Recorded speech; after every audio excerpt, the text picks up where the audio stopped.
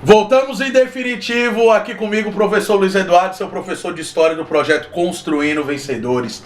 E como eu havia falado para vocês na aula anterior, hoje nós vamos trabalhar só resolução de exercícios sobre o período pré-colonial, período colonial, período joanino e o primeiro reinado. Então a gente vai aproveitar essa lista de exercícios para a gente poder fazer um resumão geral, para você ficar afiado para sua prova, para você chegar lá, ó, maroto, acertando todas as questões, pegando aí todas as dicas com a gente hoje nessa aula só de resolução de exercícios. Então vem comigo, prepara sua caneta, prepara seu papel, vamos juntos, porque esse é o momento da sua aprovação.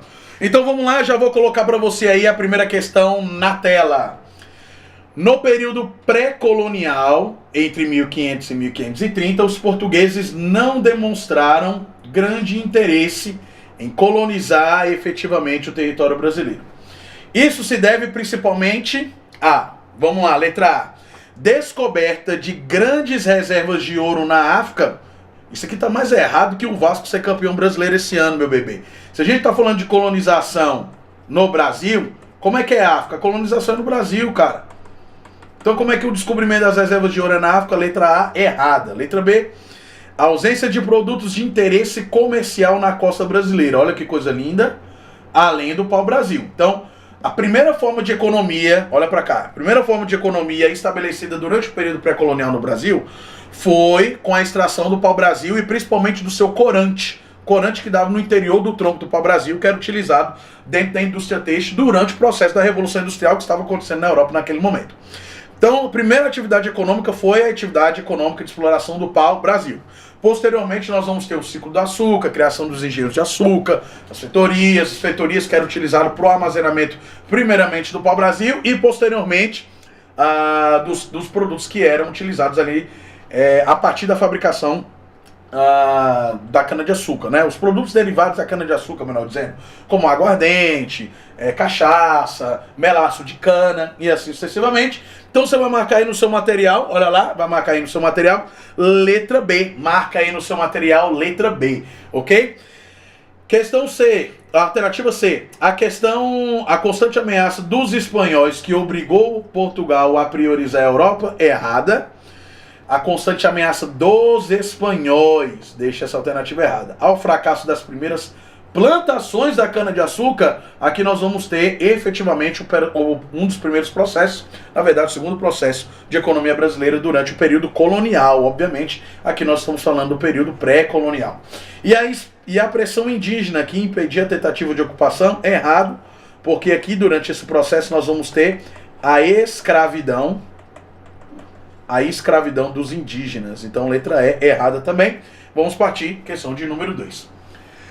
Os sistemas de capitanias hereditárias, implantado em 1534, tinha como objetivo, letra A, criar uma elite aristocrática local, capaz de governar de forma independente. E aí, meu bebê, certo ou errado, letra A? Letra A errada, forma independente não. Lembre-se que o Brasil era uma colônia. E o conceito de colônia é colonização. Então não poderia haver uma elite colonial preparada para governar de forma independente. Então, tudo que acontecia no Brasil durante o período pré-colonial, até o período colonial, mais ou menos ali no final do período colonial, até a chegada da família real ao Brasil a partir de 1808, estava ligado diretamente aos interesses da coroa portuguesa. Então, letra A errada. Facilitar o desenvolvimento de atividades comerciais com a Inglaterra. E aí, o sistema de capitanias hereditárias tinha como principal proposta facilitar o desenvolvimento de atividades comerciais com a Inglaterra? Letra B, também errada.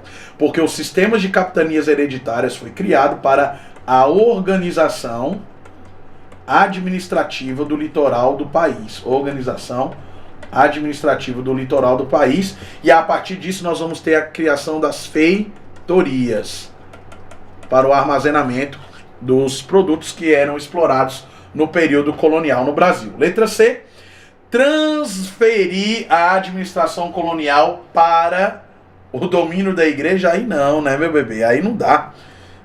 Letra C errada. D, dividir os custos e os riscos de colonização Entre a coroa e particulares, letra D, nosso gabarito. Esse particular aqui, ó, são os nobres portugueses. Em acordo com a coroa, eles irão então arrendar partes do litoral brasileiro para que eles pudessem então criar as suas capitanias e assim iniciar suas atividades econômicas e também explorativas. E letra E, estabelecer núcleos de migração nas regiões interiores do Brasil. Também errado, porque isso aqui vai acontecer mais para o início do século XVIII, com o movimento dos bandeirantes. Então, questão de número 2, marca aí letra D, ok? Vamos partir então, questão de número 3, olha lá, vou pôr na tela aí para você. A economia colonial brasileira ficou fortemente marcada pelo desenvolvimento de quem? Do plantation. Modelo caracterizado por, letra A, pequenas propriedades de trabalho assalariado, agricultura e subsistência. Trabalho assalariado? Trabalho assalariado é conceito de quê? Da Revolução Industrial. No Brasil, só vamos ter essa dinâmica de trabalho assalariado após a abolição da escravidão e a chegada dos imigrantes no Brasil. Imigrantes italianos, libaneses, sírio-libaneses, japoneses e assim sucessivamente. Então letra A tá ok, letra A tá errada. Letra B, grandes propriedades de monocultura. Monocultura significa o quê? Apenas o produto sendo cultivado. Trabalho escravo, tanto indígena, mas na sua grande maioria, durante o período colonial com a mão de obra negra, e voltado para a exportação, a venda desses produtos na Europa. Letra B, nosso gabarito. Letra C, diversificação agrícola. Policultura? Policultura não. Letra C errada. Letra D, propriedades comunitárias, onde o trabalho era realizado em mutirão. Aí não, né, meu bebê? Errada. E letra E, propriedades estatais, com forte intervenção do governo português. Estatal, deixa a letra E também errada. Portanto, nosso gabarito aí, questão de número 3, marca no seu material, letra B. Partiu então, olha lá na tela, questão de número 4. No século, que século é esse aqui? Século XVII, ocorreram vários conflitos entre os portugueses e holandeses no Brasil. Sobre esse contexto é correto afirmar: os holandeses invadiram o Brasil exclusivamente para controlar a extração de pau-brasil. Já falei para vocês que todas as vezes que aparecer essas palavras que limitam demais, as palavras que fazem um limite demais dentro da alternativa, essas geralmente acabam sendo erradas. Então você vai marcar aí questão de número 4, letra A errada. Letra B, a ocupação holandesa foi marcada apenas por conflitos armados. Apenas. E não deixou marcas culturais? Letra B errada. C, durante a ocupação de parte do Nordeste, os holandeses implantaram uma administração tolerante e eficiente, especialmente sob o governo de Maurício Nassau. Questão de número 4, então, nosso gabarito aí pode marcar letra C. E letra D, as invasões holandesas foram rapidamente repelidas, sem causar impactos econômicos. Letra D errada.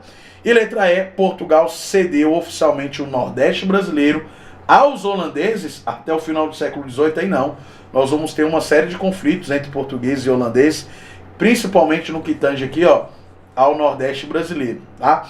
Mas a administração holandesa durante esse período aqui era uma administração tolerante no sentido, em que sentido ela é tolerante?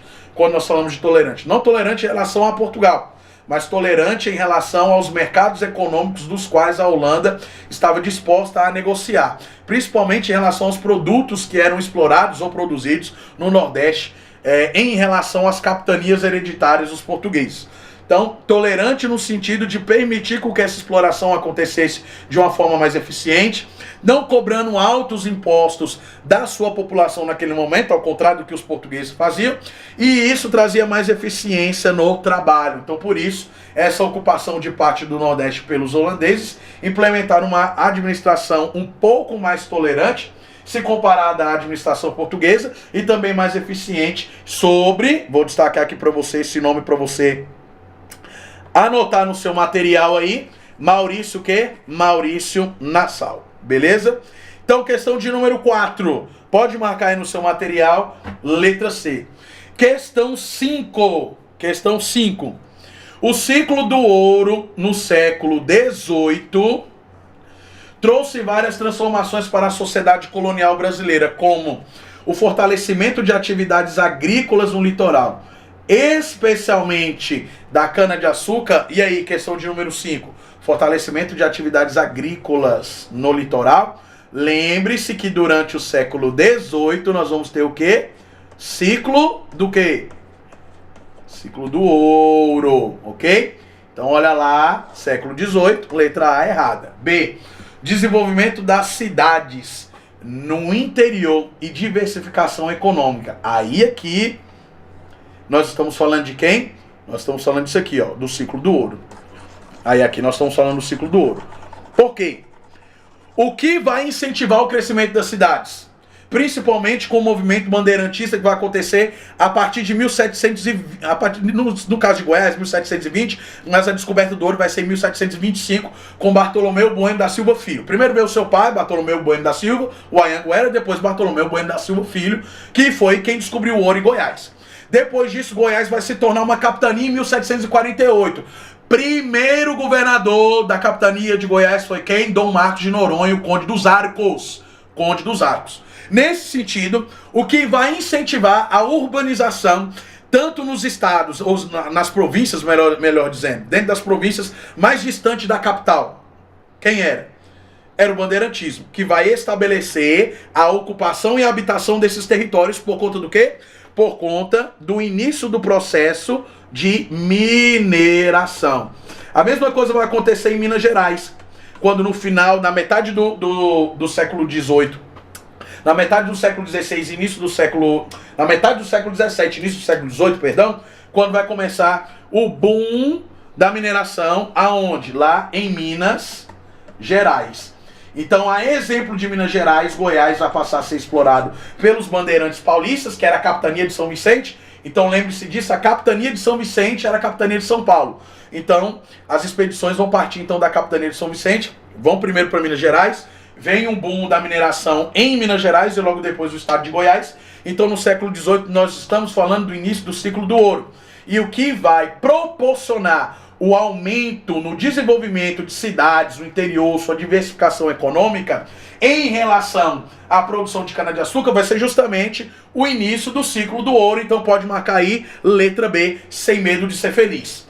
C, a completa abolição da escravidão. Aí não, meu bebê, tá errado, a abolição da escravidão só acontece no final do século XIX. D, a centralização do poder nas mãos dos senhores de engenho no Nordeste. É errado. Se você está falando de uma metrópole, que você tem um rei, como que esse rei, que era um monarca absolutista, vai conceder poder centralizado na mão dos senhores de engenho, que eram grandes, que tinham características coronelistas, autoritárias, autocráticas? Então, letra D, errado. Letra E, a substituição do trabalho escravo pelo trabalho livre e assalariado nas minas. Letra E, também errada. Questão de número 5, pode marcar aí no seu material. Questão de número 5, letra B de bola, ok? Vamos lá então, partiu? A Inconfidência Mineira, em 1789, é considerado um movimento de caráter elitista, pois foi liderada exclusivamente por escravos. Tá de sacanagem comigo, pô. Tá de sacanagem. Que alternativa safada essa aqui? Como é que você tem um movimento que é de caráter elitista e você me diz que foi liderado por escravos? Isso aqui tá erradíssimo, letra errada. B, visava implementar uma sociedade comunista. 1789, comunismo só no século XIX lá com o Karl Marx, né? Então, letra B tá ok? Tá errada. Sociedade comunista, deixa a alternativa B errada. C, era composta majoritariamente por membros das elites locais descontentes com o quê? Com altos impostos. Destaque para quem?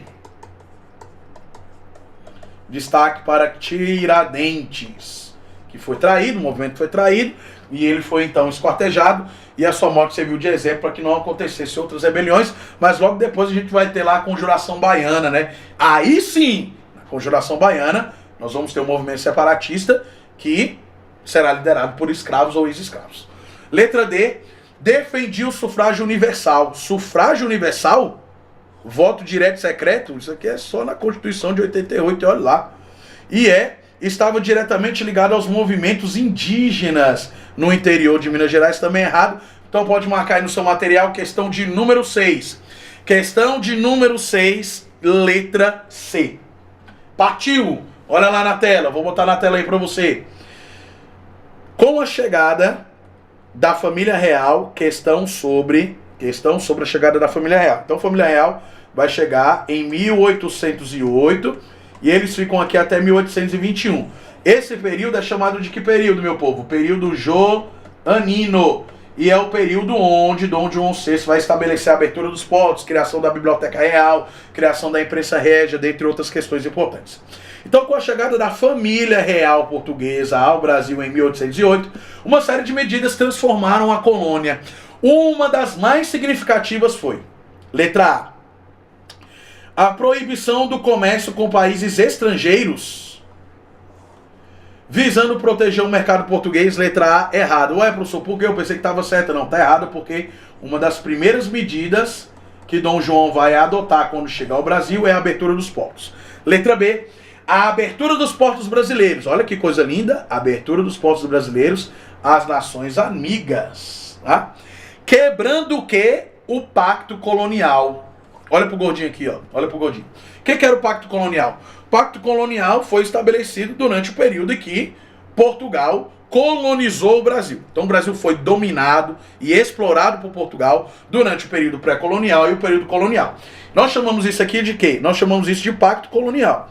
Então nós éramos o quê? Submissos às ordens de quem? Às ordens da metrópole portuguesa. Então a abertura dos portos brasileiros às nações amigas foi uma das primeiras medidas adotadas por Dom João VI ao chegar ao Brasil? Foi. Depois ele criou a imprensa régia, que tinha como objetivo divulgar as informações da coroa portuguesa, do governo no Brasil, e também publicar livros, porque até então a publicação de livros na colônia era proibida. Tá? Então, pode marcar aí no seu material, Sem Medo de Ser Feliz, letra o quê? Letra B. Letra C, a implantação da Inquisição. Isso aqui é período medieval, gente. Estamos falando lá da perseguição da Igreja Católica sobre os muçulmanos, por exemplo, e tantas outras vertentes religiosas que não eram cristãs e eram perseguidas durante o período da Inquisição. Então, letra C errada. Letra D, a expulsão dos comerciantes estrangeiros que atuavam no Brasil, isso prejudicaria a economia. Letra D errada. E o retorno imediato da família real para Portugal após a derrota de Napoleão. Esse não foi o motivo que levou Dom João VI a voltar para Portugal, não. Tá? O motivo de Dom João VI voltar para Portugal foi a pressão da nobreza portuguesa pelo fato da corte estar toda aqui no Brasil e as ordens saírem da colônia e irem para a metrópole. Mas quando Dom João chega aqui, quando a corte brasileira chega no Brasil, o Brasil deixa de ser uma colônia. E ele passa a ser o quê? O Reino de Portugal, Brasil e Algarves. Então marca aí, letra B, no seu material. Questão de número 8. Tá cansado, meu bebê? Tá cansado? Cansa não, porque o que cansa mais é você ser pobre. Você tá estudando pra você ser rico, pra você ganhar dinheiro, passar no concurso, passar em medicina, ser rico, fazer um churrasco e me convidar porque eu sou gordo e gosto de comer. Questão de número 8. A instalação da imprensa régia e da Biblioteca Real no Brasil. Durante o período, olha lá, joanino, evidencia que a coroa portuguesa priorizou o desenvolvimento. Bicho, tá de sacanagem. Coroa portuguesa priorizou o desenvolvimento cultural da população no local. Mas pelo amor de Deus, certo ou errado? Aí você diz assim, pô, professor, tá errado. Tá errado porque tá dizendo que eles priorizaram o desenvolvimento cultural da população do Brasil. Então vamos deixar de stand-by aqui. Olha só, olha bem. O governo joanino buscou censurar toda a produção cultural no Brasil. Foi isso, porque eles eram autocratas, professor. Não foi não. Porque aqui a gente vai ter a imprensa régia. Então letra B, certo ou errado? Errado. C. Os interesses eram, olha lá, limitou, exclusivamente religiosos focados na catequização Isso aqui foi durante o período pré-colonial, 1500 a 1530, né? Quando foi o período em que os jesuítas, a escola de Inácio de Loyola esteve aqui, e aí iniciou esse processo de catequização, europeização dos índios, né? A apresentação da cultura europeia para os índios. Então isso foi durante o período pré-colonial e também um pouco do período colonial, até o Marquês de Pombal expulsar os jesuítas aqui em 1749. Então letra C, errada também. Letra D, havia uma política de isolamento cultural imposta pela coroa. Errado também. Letra E, os portugueses pretendiam impedir qualquer desenvolvimento científico. Errado. Porque aqui foram criadas escolas militares durante o governo joanino. Foi criado também escolas de medicina. E no campo econômico foi criado quem? O nosso querido e famoso Banco do Brasil. Dentro da perspectiva econômica. Então, letra E, certo ou errada? Errada. Ou é, professor? Então é a letra A? Então o senhor está querendo me dizer que foi a letra A? Sim, foi a letra A. Pode marcar aí no seu material. Semente ser feliz. A coroa portuguesa priorizou o desenvolvimento cultural da população local. Mas, professor, como uma monarquia absolutista faz isso? Ela fez isso através do quê? Aqui, ó. Da imprensa régia. Principalmente da divulgação dos atos. Principalmente diante da divulgação dos atos do governo. E os atos do governo incentivavam a população a um desenvolvimento cultural. Então, essa é a perspectiva aqui dentro do período joanino, quando nós falamos da criação da Biblioteca Real. Aqui, ó. Nós estamos falando da criação da Biblioteca Real. Lembre-se que na Antiguidade, nas aulas de História, lá nas aulas de História Geral, quando nós falamos de Antiguidade, período mesopotâmio, né? Quando uma civilização era invadida por outra, qual era o primeiro órgão a ser destruído numa guerra? Qual era? Ó, você pega hoje, lá a guerra lá entre Irã e Israel bombardeou o Irã. Vai dar merda isso aí, você já sabe que vai dar merda, eu sei, você sabe, todo mundo sabe que vai dar merda. Os caras foram lá e bombardearam o quê? Bombardearam as zonas nucleares do Irã. Porque Israel legitimamente está com medo de quê? Está com medo do projeto nuclear do Irã. Que pode resultar no quê? Numa bomba atômica. Na minha opinião, não pode resultar. Na minha opinião, já tem. Mas o Irã diz que não tem. Israel diz que não tem. Um monte de gente diz que não tem. E todo mundo tem. Tem. Quem tem dinheiro tem. Não tem quem? Não tem o Brasil, que não tem 2 horas de poder de fogo com qualquer país michuruca aí. Não, o resto que é rico, meu neném. Todo mundo tem. Todo mundo tem. Então, a Irã tem, Israel tem, eles todo mundo tem. Mas diz que não tem. Destruíram as zonas nucleares. Por quê? Porque aquilo é uma ameaça para eles. Agora, na antiguidade, quando uma nação invadia outra, uma civilização invadia outra, qual era a primeira coisa a ser destruída? A biblioteca. Porque a biblioteca era o centro cultural daquela sociedade. Se você destruir a biblioteca, você destruir a cultura, você destruir a língua, você destruir a memória daquela população. Por isso, então, que Dom João VI, ao chegar aqui, ele incentiva a produção cultural para que a memória brasileira pudesse ser fixada e assim a história do Brasil continuasse a ser construída. Letra A, nosso gabarito da questão de número 8. Questão de número 9 já está aí na tela para você. Vamos lá, vamos lá. Um dos efeitos da elevação do Brasil à categoria de Reino Unido de Portugal, Brasil e Algarves, em 1815 foi o início do processo de recolonização do Brasil. A palavra recolonização aqui deixa a letra A errada. B, a perda total da autonomia político brasileira. Certo ou errado? Letra B. Errada. A perda total da autonomia político brasileira durante o período em que a coroa estava aqui, em 1815. Errado também. Letra C. O reconhecimento do Brasil como parte independente das colônias. Olha, o reconhecimento do Brasil como parte independente das colônias, aí não, gente, pelo amor de Deus. Errado também. E letra D, olha lá. A transformação do Brasil em sede do Império Português. Aí a gente tem aqui, ó, o Reino de Portugal, Brasil e Algarves. Aqui está Reino Unido de Portugal e Algarves, né? Com outros status, com status equivalente ao quê? a Portugal. Então pode marcar aí letra D. Então isso quer dizer que a coroa estando aqui, a sede estando aqui, o Brasil deixa de ser o quê? O Brasil deixa de ser uma colônia e passa a ser sede do Império Português. Leva isso para sua prova. Dom João VI chegou aqui, Brasil deixou de ser colônia, passou a ser sede do governo português. Ok? Então olha lá, letra E. A imposição de pesadas tarifas alfandegárias aos produtos brasileiros, aí não, né, gente? Errado. Questão de número 9, letra D. Pode marcar aí no seu material. Questão de número 10, a Constituição de 1824. Ó, essa questão tá falando de quê? 1824. Essa questão tá falando de qual período? Período do primeiro reinado. Constituição da Mandioca, primeira Assembleia Constituinte, 1823. Aí Dom Pedro não estava gostando muito dos ideais lá da galera, né? Dos liberais moderados, dos exaltados, conservadores. Tava gostando muito da galera não, ele falou assim, ó, vai todo mundo caçar o que fazer, vai ver se eu tô na esquina, vou dissolver esse negócio aqui, depois a gente vê esse negócio de Constituição. Aí quando vai em 24 ele vai lá e outorga uma Constituição com 4 poderes, utilizando a teoria iluminista do Montesquieu, filósofo iluminista, poder executivo, legislativo, judiciário. Ele cria o 4º poder, que é o poder moderador. Então ele poderia, o que seria esse poder moderador? Vou colocar aqui, ó, 4º poder. Poder moderador. O que seria esse poder? Era um poder político exclusivo de quem? Exclusivo do imperador. Exclusivo do imperador. Então ele poderia pedir vista dos projetos de lei do Poder Executivo e até de ações do Judiciário também, ok? Então, Constituição de 1824, promulgada durante o primeiro reinado, ficou marcada pela adoção do federalismo, dando ampla autonomia às províncias. E aí, questão de número 10. Letra A, certo ou errada? Errada. Ué, professor, mas por quê?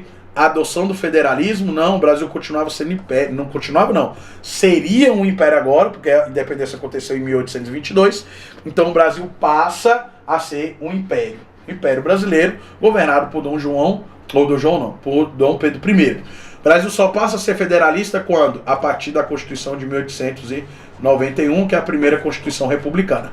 Letra B, instituição do poder moderador. Acabei de falar para você aí, ó.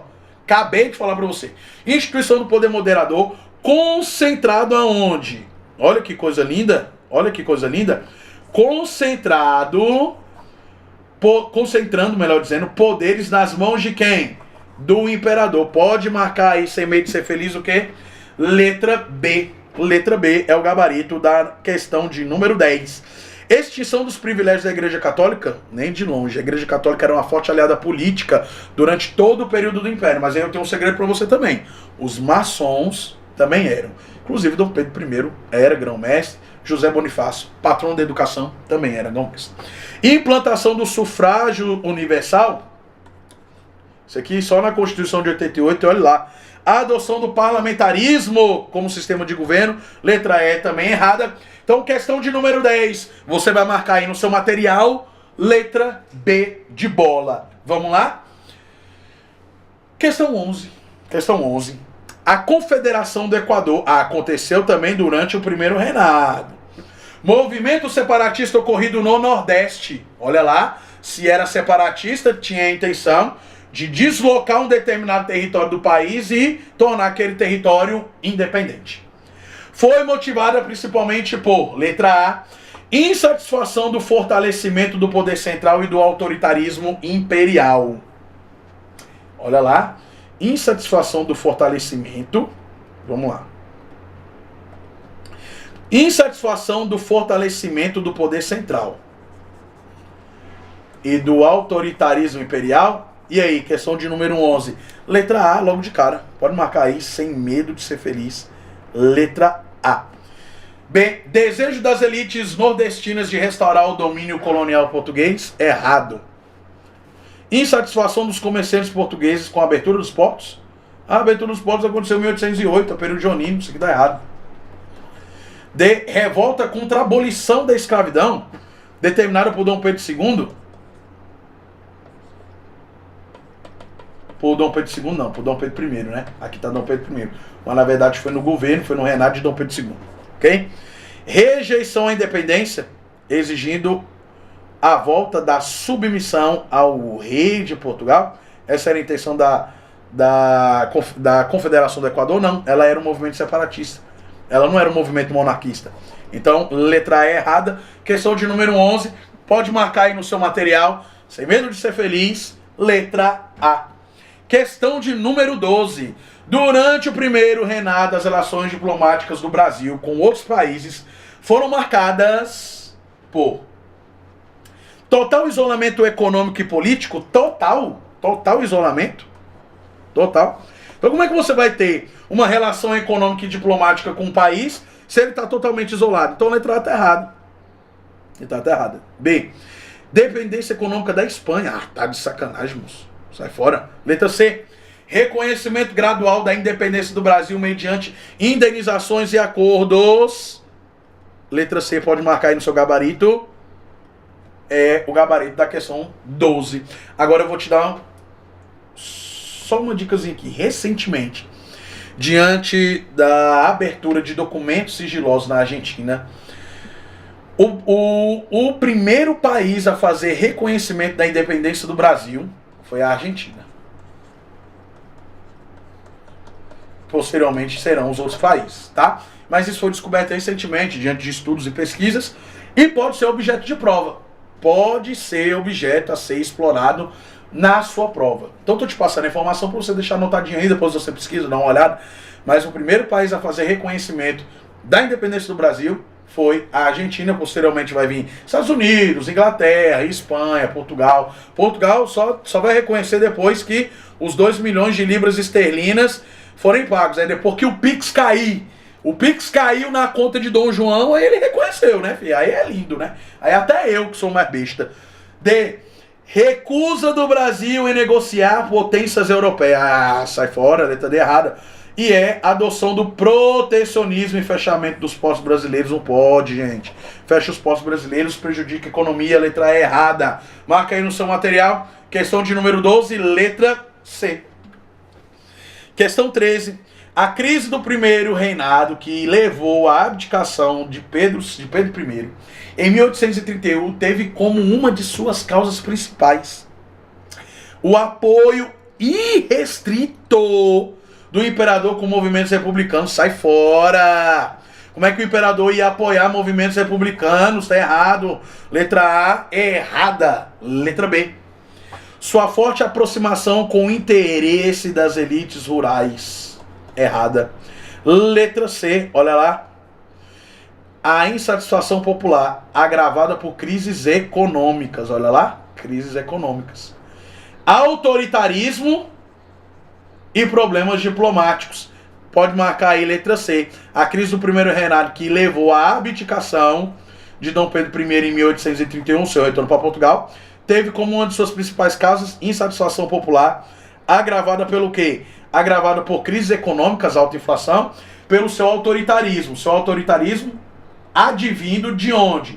Do poder moderador, previsto na Constituição de 1824, mas também diante dos problemas diplomáticos. Problemas diplomáticos, aqui nós vamos destacar a guerra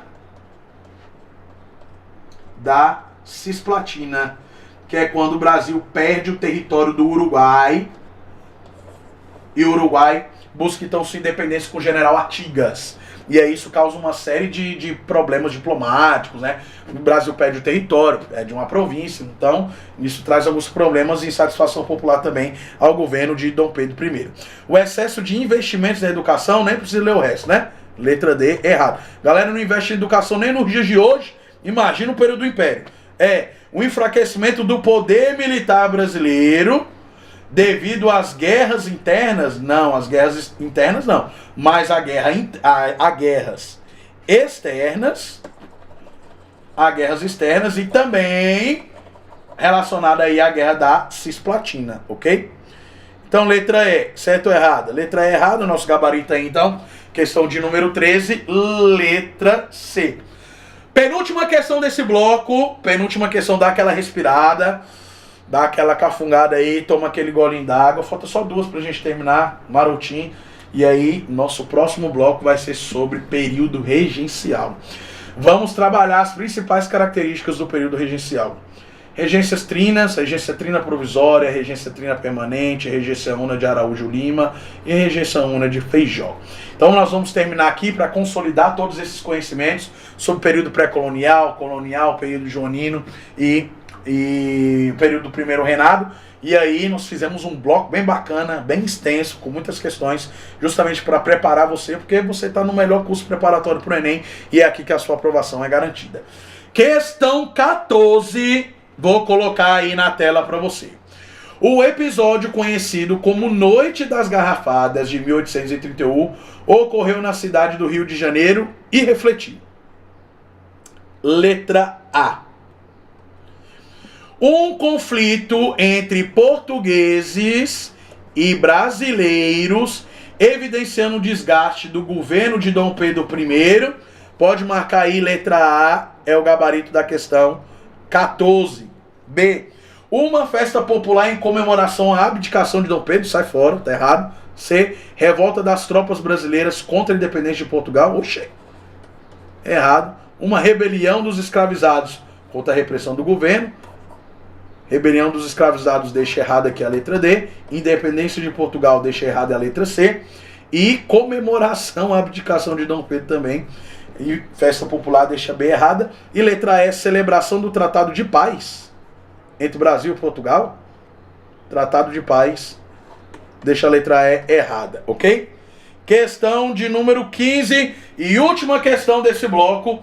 Podemos caracterizar o primeiro reinado, 1822 a 1831, como um período de estabilidade política e consolidação da democracia. Lembre-se que democracia do grego significa governo, coloquei errado aqui, vou escrever embaixo, significa governo do povo. Letra A, errado? Errado, porque estabilidade política deixa a letra A errada. B. Fortalecimento da autonomia das províncias e descentralização do poder. Foi isso que aconteceu, fortalecimento da autonomia das províncias com o poder moderador, o autorismo de Dom Pedro I e descentralização do poder. Como que a gente tem descentralização do poder se a Constituição de 1824 trazia o poder moderador como poder exclusivo do rei? Errado. C. Olha lá, letra C. Tentativa de consolidação da independência marcada por crises econômicas, revoltas e autoritarismo da parte de Dom Pedro I, relacionado aqui, ó, relacionado ao seu poder moderador. Pode marcar aí, semente de ser feliz. Questão de número 15, letra C. E letra D, extinção do poder moderador e fortalecimento do poder legislativo. Errado. O poder moderador só vai deixar de existir quando Dom Pedro abdicar em 1831 e começar o famoso período regencial. E é crescimento econômico acelerado e ausência de conflitos internos, letra E também errada. Então, com isso, nós concluímos esse bloco só de resoluções de exercício para você. Para você chegar afiado na sua prova, para você chegar preparado e com as melhores dicas sobre período pré-colonial, colonial, período joanino e primeiro reinado. Aqui com a gente, com o nosso projeto Construindo Vencedores, que está preparando você, levando você a um grau de conhecimento que com toda certeza você vai, ó, colocar as provas do Enem e do país no bolso. Então, me despeço por aqui, Gordinho vai embora, mas não chora não, que daqui a pouco a gente volta com o período regencial. Beijo do gordo, até a próxima, tchau, tchau.